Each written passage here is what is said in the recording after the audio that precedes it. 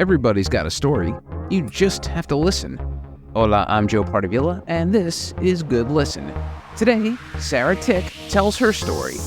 You know how there's some jobs that you see only in movies that you can't believe are actually real jobs? Sort of like professional assassin or dog catcher.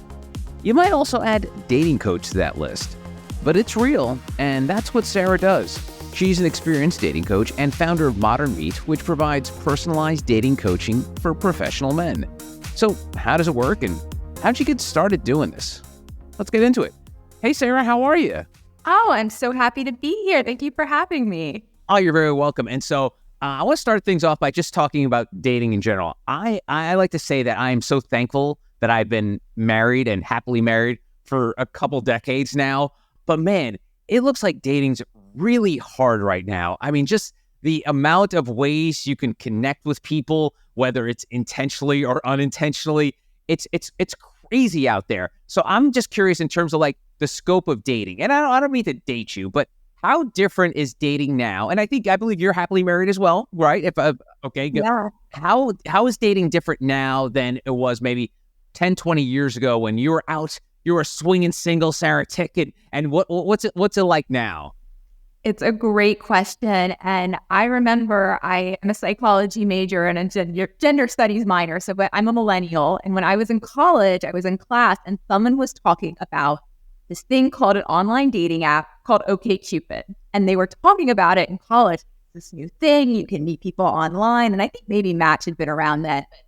There just seemed to be this growing interest in new ways of meeting people. And I remember just being fascinated by it and thinking, oh my gosh, especially I was at a Indiana university, had 60,000 people. No way I could meet everybody there. And I was interested in dating. And I've always just been fascinated with technology and how it can really introduce us to new pools of people that we just would not stumble upon in our day-to-day lives. And with, now it's absolutely everywhere. And I think for people who are excelling at technology and who are excellent writers with written communication, they're doing really well. But for a lot of people, and particularly my male clients, a lot of them really struggle with the constant having to communicate through technology. And so not only are they not learning to approach women in person, but they're struggling to meet them via text. So it's been a really interesting time to see what is happening and how people are meeting their forever person. And that's why I do what I do. That's awesome. And I always feel like, and I'm not the first to say this, but technology has made us dumber and meaner. Like obviously nuance is all gone in a text or a post. And just the other day, I'm part of my wife and I are not Facebook people, but we're part of like the community Facebook just to keep track of what's going on. And every once in a while, my wife will just look up to me and is like, why did they say that? Like, why would they say that? Like, and it's just like really mean things to people that they have no idea who they are. And so how does that reflect the dating space? Because the toxicity of the Twitters and Facebook of the world, I'm sure leak into the dating world. Do they not? I think that it has allowed people to be very brave behind a screen, which, have definitely caused lots of issues across the board. But in terms of dating, I think ghosting is really one of the biggest phenomenon that we've seen of people saying, I've been going out with this person. And before technology, usually somebody would have to have either the uncomfortable breakup conversation or a phone call. But nowadays, people are just disappearing and they're blocking you off social media. And it's definitely changed how we're behaving, both in the dating world and beyond. Yeah. I mean, technology has made us all very callous because I always, and I harp on this all the time, but the fact that if you walk past someone on the street and don't say hello to them, you would be considered rude. But if you were to send an email to that person and the person ignored it, it's perfectly acceptable.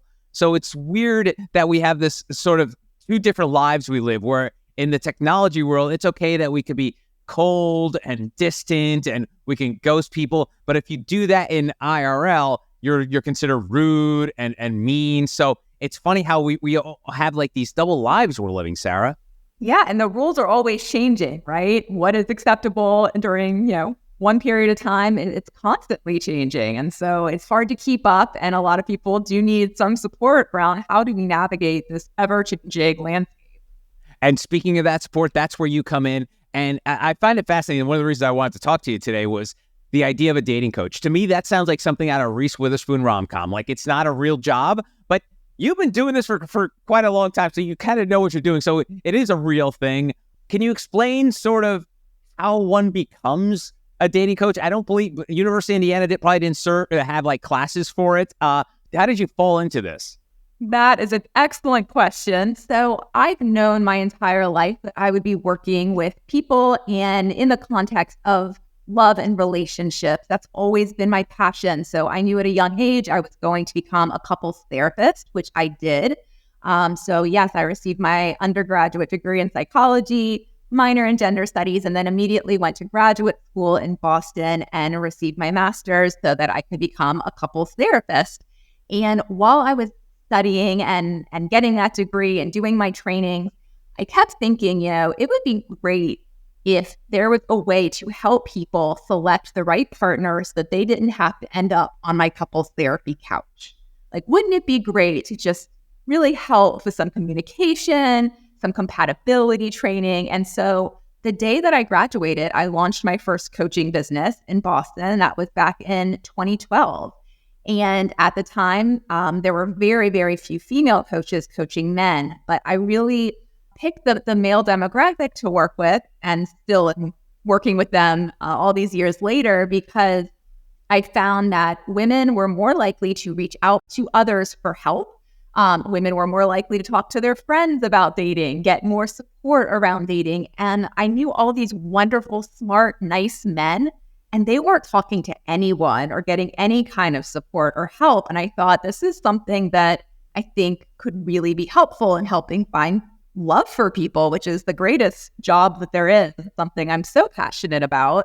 And that's really where it all started. And all these years later, I founded Modern Meet, which is my current dating coaching company. And I coach men all over the world doing everything from online dating to learning to approach women in public and everything in between.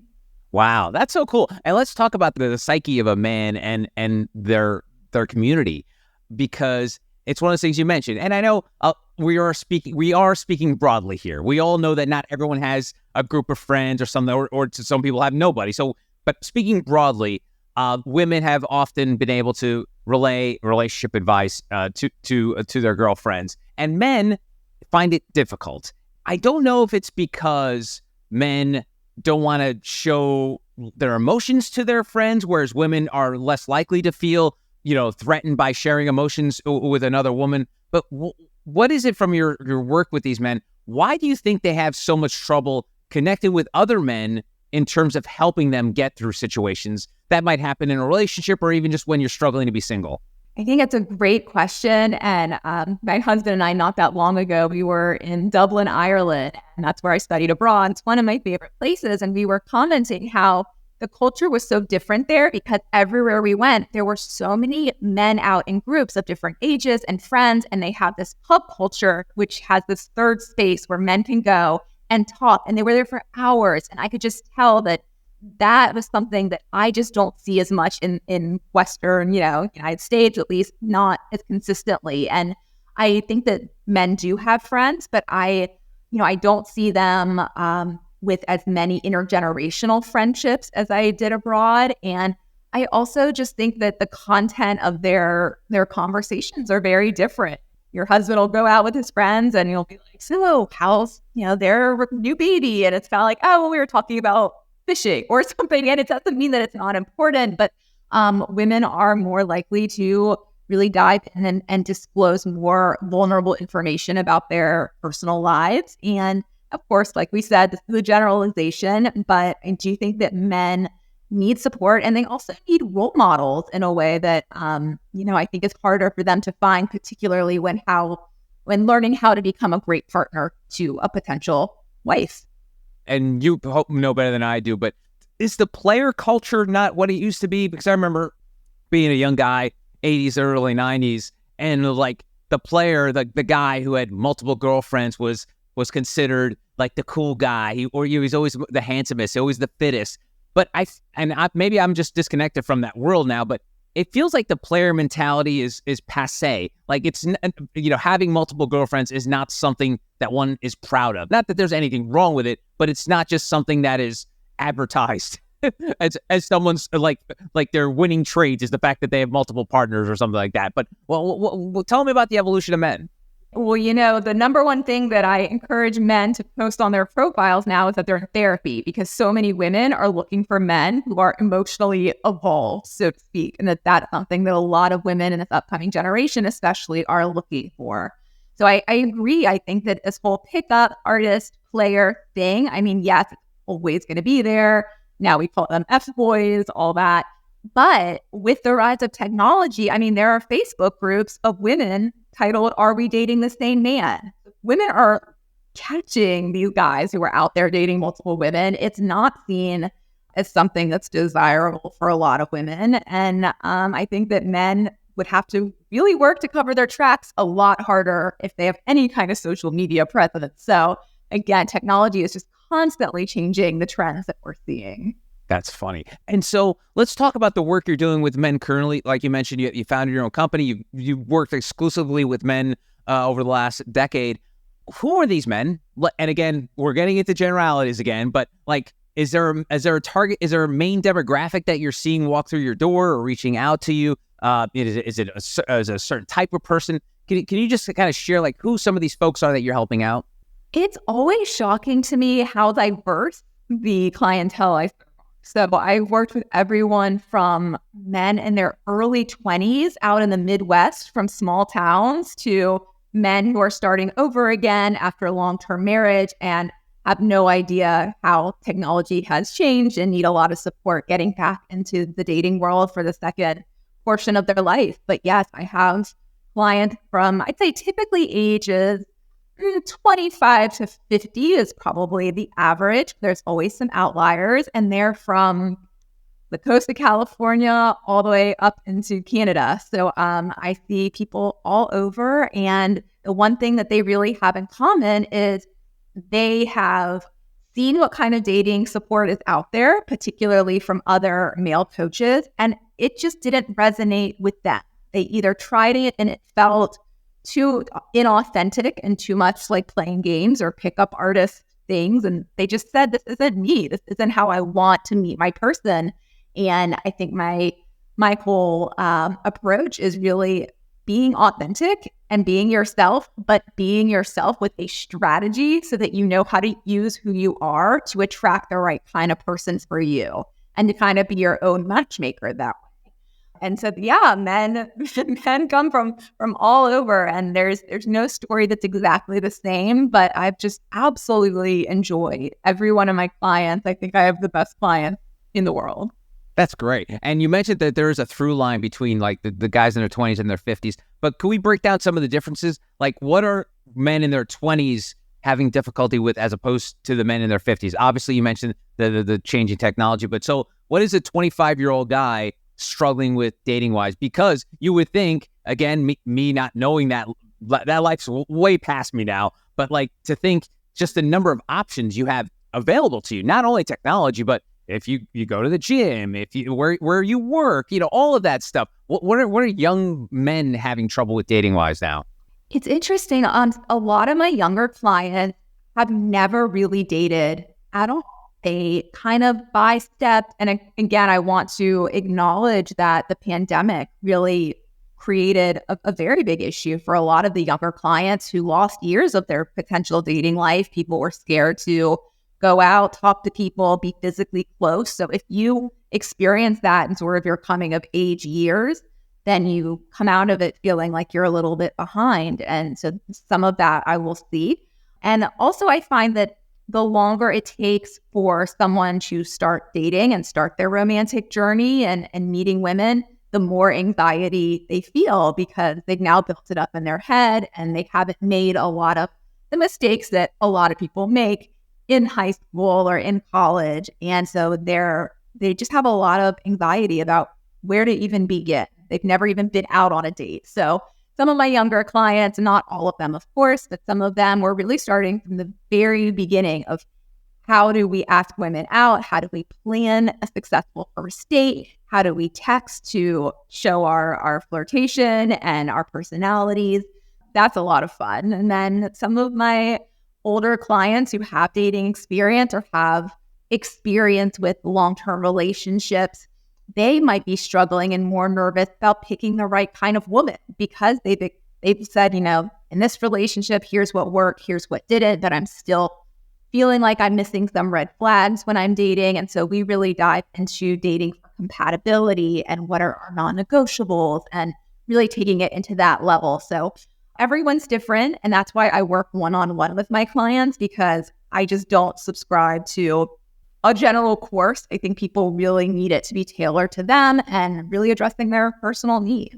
Yeah. And I don't want to blame technology too much, but I feel like there's a lot of studies out that people are having less sex nowadays. There's less people being born these days because people are finding the endorphin rush of dating or sex or what have you, or intimate relationships, other places, whether it's gaming or being online doing something else. How has that affected, you think, because obviously a lot of this is taking place during the course of your career. How do you think that is affected just the dating scape? The fact that people just like, you mentioned, your younger demo folks that are like, they just never really got out there and dated. So now they're just trying.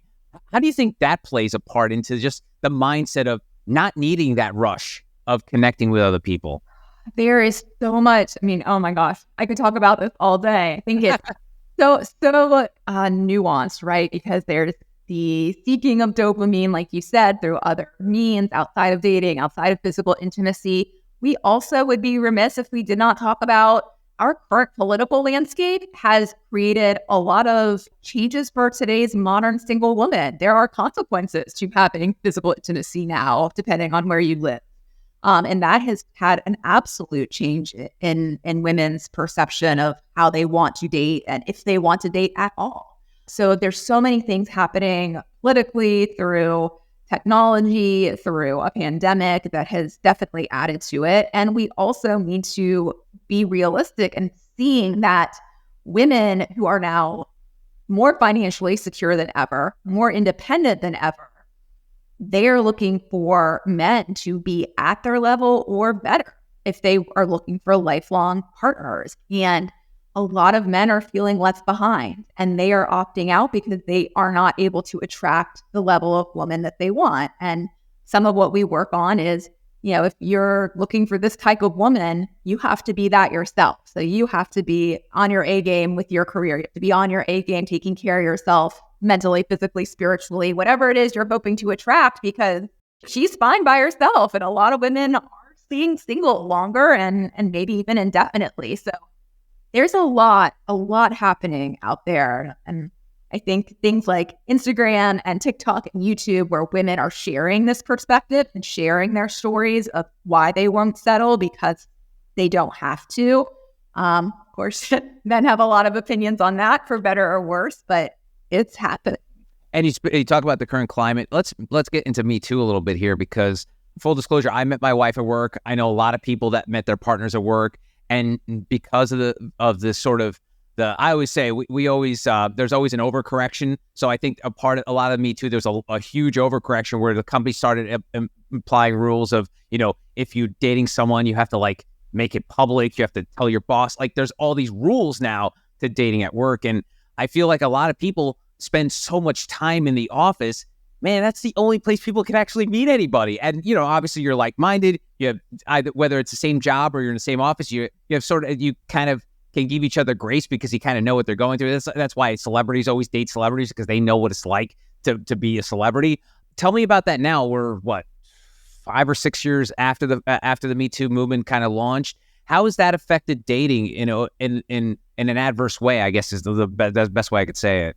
I think that's an excellent question. And of course, there are still effects from this. And I would say overall, it's for the better. I mean, that was a conversation and a movement that absolutely needed to happen. And it's never really been a concern of any of my clients, because luckily my clients are very respectful and we talk about consent a lot, and enthusiastic consent and boundaries and all of those very, very crucial parts to the dating process. I get a lot of comments on my videos about when I discuss how we approach women in public. How do you cold approach a woman? And I get overwhelming comments from men saying, oh, well, you'll just end up in jail. The Me Too movement, you can't even approach a woman or she's going to scream at you. She's going to record you. She's going to publicly shame you. And this sentiment, I hear it a lot online. I've never had personal conversations with any of these men who are claiming this. My philosophy on it is women will not call you a creep unless you are acting like a creep. Meaning if you are staring at them, following them, harassing them, not leaving somebody alone, that is absolute reason for a woman to say what she's going to say. But if you learn to approach women in an authentic, polite, and aware way, I can't imagine a woman publicly shaming anyone for just saying hello and having a conversation. There's sides to everything. I think that if you learn how to approach women in a authentic and correct way, then this should not be a concern to any of my clients. It's funny because I always say, like, being a woman, it's got to be really hard. On top of the whole biology stuff, all the other shit that goes with it. And I remember a few years ago, I used to do this podcast called The Science of Sex with Dr. Jana Vrangalova. And she's like this exotic Eastern European professor, dresses amazingly. And she had this assistant, this college age girl. And we were walking through the city one day after a meeting and a photo shoot. And men started following us. And because they obviously knew that she wouldn't be with somebody like me. So they were like, oh, so who is this? And we actually had to duck into like a store or a restaurant because a couple times during this like 15-minute walk in the middle of Midtown Manhattan, we weren't in like some seedy place. I was like in Chelsea. It was like in middle of New York City. And we had to duck because they didn't know how to handle this person following. So like, that's obviously creepy behavior, but there's also, if you look at Hollywood and you see people like following people on the street and having a meet cute, it's almost like there's like these mixed signals of what's romantic and what's creepy. And obviously in the situation I'm talking about, it's pretty effing creepy. But in the same regard, if someone were to like follow someone for a block to see just where they were going because they seem pretty cute, that seems acceptable. So the nuance that's involved is just, it makes my brain hurt.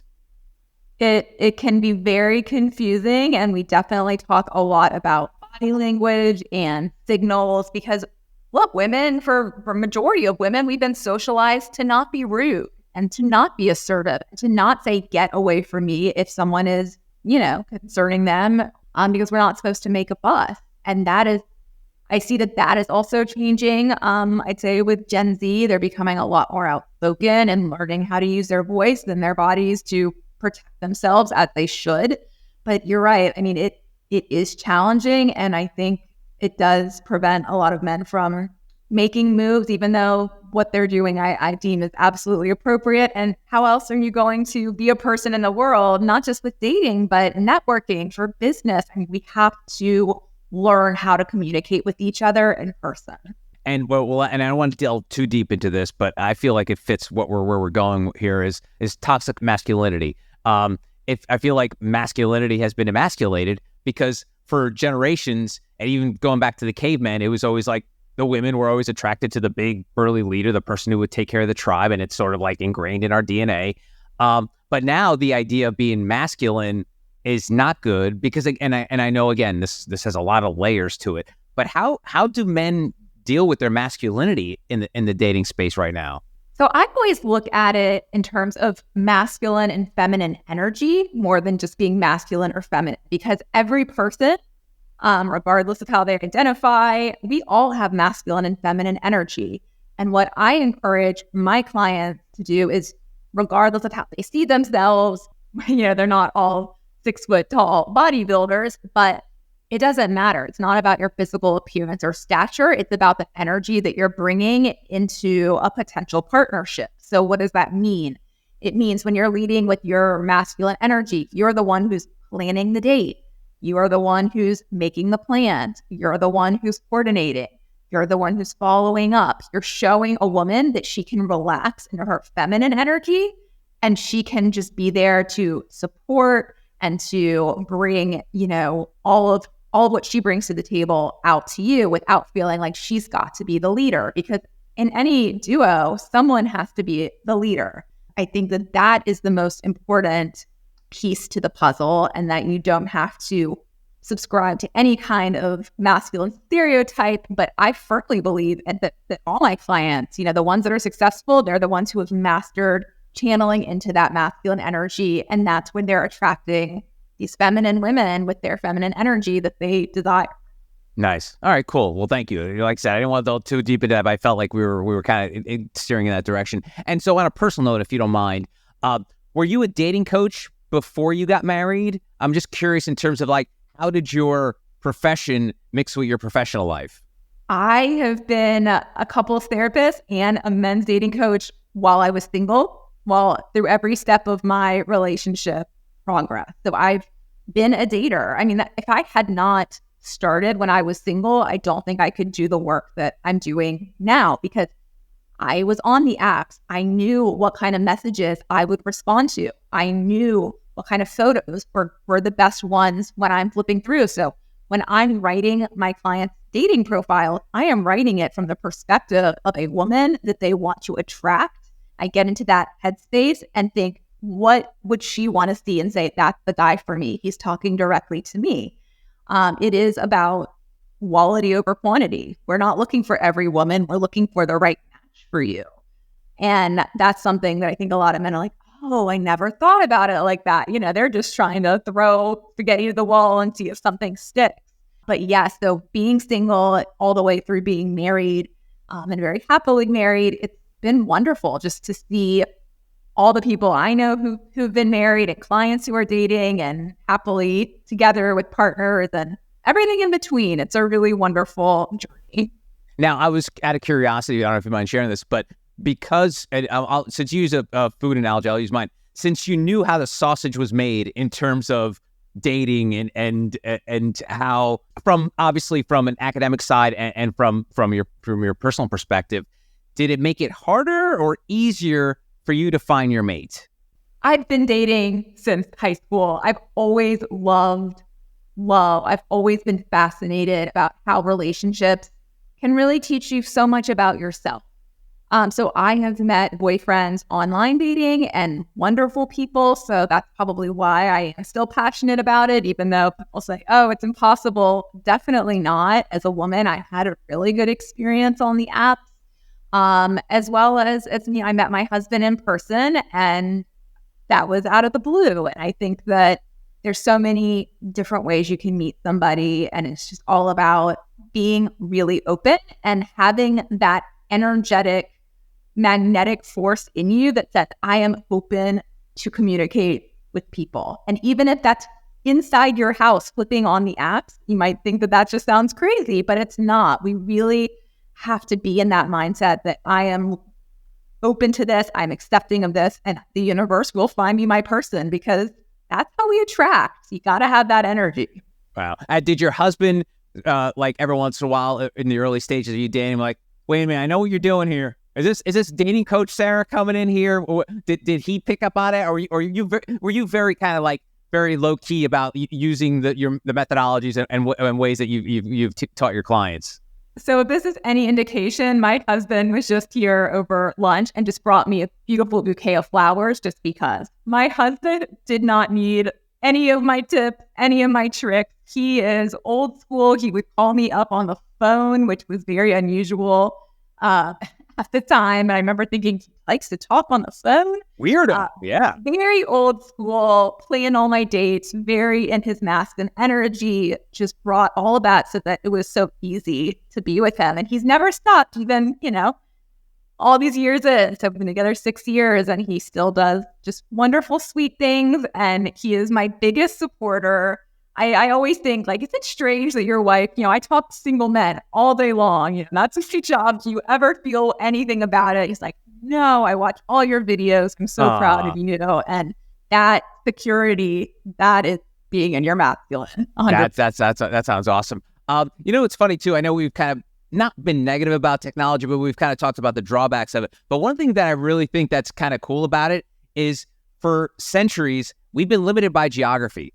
Like, literally, we only dated the people that we were in our atmosphere. If they were if they lived in our neighborhood, if they were in the office. But the idea of technology being able to break down borders, a dramatic way of saying it, is set because otherwise we would only be our dating pool would be limited to people that we just can physically see. So in a way, I think that's kind of cool that it's extended the dating pool for a lot of people that they probably would be limited, whether it's maybe if they lived in a smaller town or they were afraid to maybe date within their community for whatever reason. So I just wanted to point out a positive about the technology.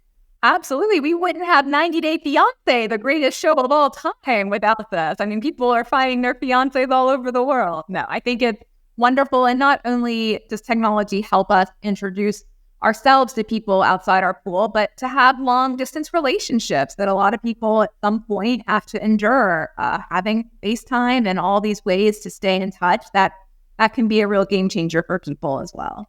Awesome. All right. Well, I'll let you think about this, but I want to get from you 3 dating tips for men right now that they can, before they call you and they go to your website and try to connect with you in terms of, getting help with their dating. But what are 3 steps that men can take right now to improve their dating life?